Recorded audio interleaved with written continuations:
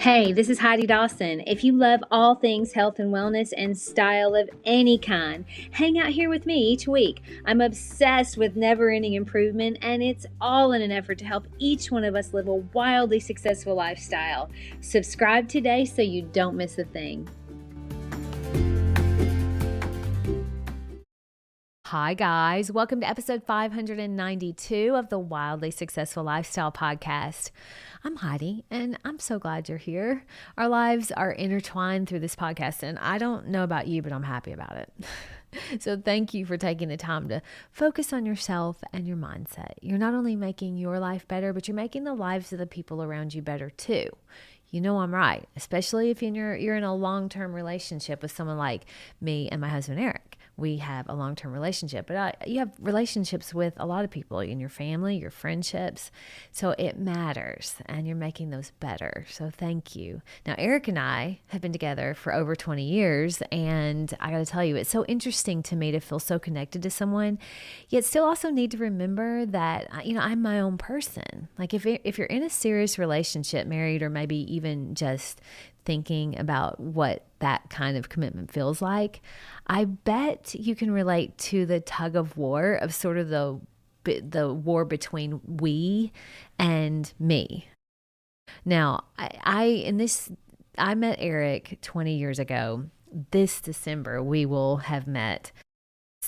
I can't believe that, but we met at a Tony Robbins seminar in Palm Springs, California in 2005. It was a seminar with something like 2,300 people from all over the world. So here I am, a little old girl from Tennessee, came to this seminar across the country all by myself. Now, maybe you are familiar with Tony's events, maybe you're not, but if you aren't, they are amazing. You should look them up. I'm telling you, there's tons of energy. There's tons of people cheering. I mean, Tony's up there getting us all inspired and breaking down like our priorities so that we know how and why our life is where it is. And then if we don't like it, how to change it. So I was in heaven. I was like, these are my people here.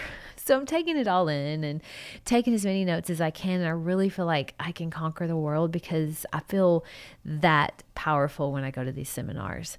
And that's when I met Eric. I met him at that seminar, and he was on my same team. It was very ironic. Our team leader had asked me to speak to the group about something I overcame. And afterward, Eric came up to me and said, that wasn't really easy to do. Thank you for sharing that. So we started chatting, and we realized that we lived about an hour away from each other. I mean, we're in California, and we both lived in Tennessee. It was weird, and we had this instant connection. Tony Robbins always says, the quality of your life is really the quality of your peers, but it's also the quality of your communication. And that day, our communication was on point. Fast forward, and here we are 20 years later. We're married, we are still living our best lives, and we are still growing and evolving just like we were back then, both of us. Now, here's the thing about being with someone for that long. It's so easy to just blend into one person. Like you become this unit, this we, and I love that. Like I love being married. It feels cozy, like we're this one, awesome entity. And we're that couple who we like to be together. So we're together a lot. We'll grill out chicken on a Tuesday, just me and him, or we'll go for runs on the weekend, travel together. Now we have a lot of friends that we travel with too, but we do a lot together. And we'll read a lot of the same books because we're interested in the same things. And then we'll have long discussions over coffee about what we're reading, which I love. That's kind of our happy place. But sometimes I catch myself forgetting that we're not actually one person. Like Eric has his own thoughts and his own little world spinning in his head, and so do I. Even after all these years, it's easy to miss that he's living life from his perspective and I'm living mine. And it's funny when I find out that he's reading a new book that I didn't know about or I haven't seen, and I'm like, where'd that come from? And he'll do the same thing to me. Or every once in a while, when we're with friends that maybe he works with, because a lot of our friends he works with them, and maybe they're talking about something, and I'll be like, you never told me that, or I didn't know anything about that, acting shocked that there's something about his world I don't know. And that's when I have to remember he also lives a life that I'm not the center of. So he's got this whole inner life I don't always get to see. I mean, you think you know everything about your person, but they've got their own stuff going on too. And I bet you felt this way too, maybe about your spouse or best friend or even a family member, where you realize they're not just an extension of you.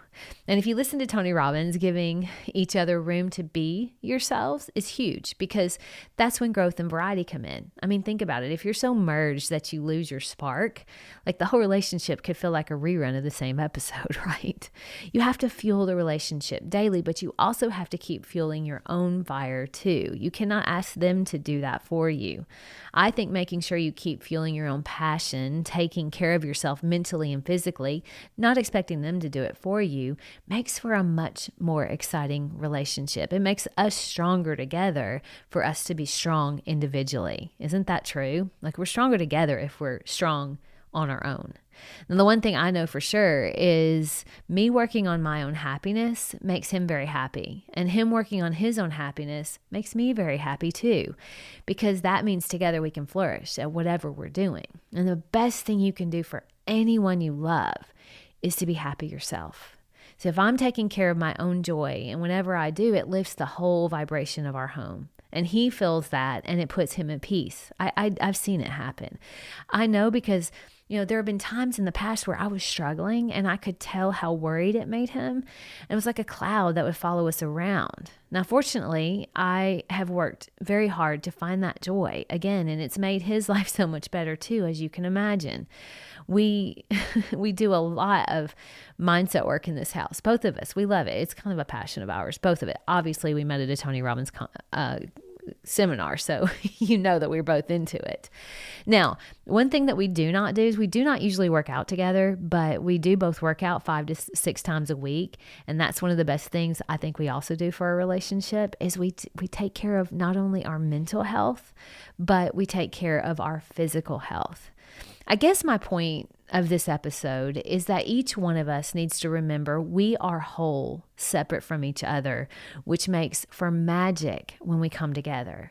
And we know that keeping that wholeness is crucial for a beautiful, loving, exciting relationship. Love thrives when we're both growing and we're both shining and we're showing up as our best selves. And it's the same for you in any relationship you have. So keep being your best and remember who you are at your core. And when you come together with someone else who matches that energy, you'll know it right away and it will feel so right. Share this episode with someone who needs to remember how awesome and whole they already are. I love you guys. I'll talk to you in a few days. Don't forget to subscribe and share with your friends, because we're just going to keep going bigger and better places together, and I love that about us. Talk to you in a few days.